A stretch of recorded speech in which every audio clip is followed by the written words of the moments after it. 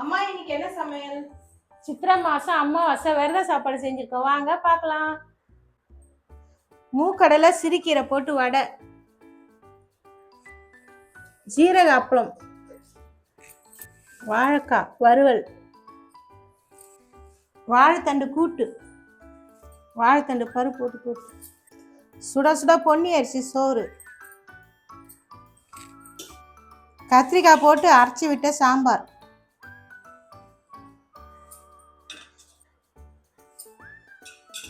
வீட்டில் துவைச்ச கட்டி தயிர் பாருங்க, நல்லா எவ்வளோ கட்டி ஐஸ்கிரீம் மாதிரி இருக்குவாங்க. கட்டி தயிர், பச்சரிசி தேங்காய் பால் பாயாசம், நாட்டு சக்கரை போட்டு பாருங்க, சூப்பராக இருக்கு.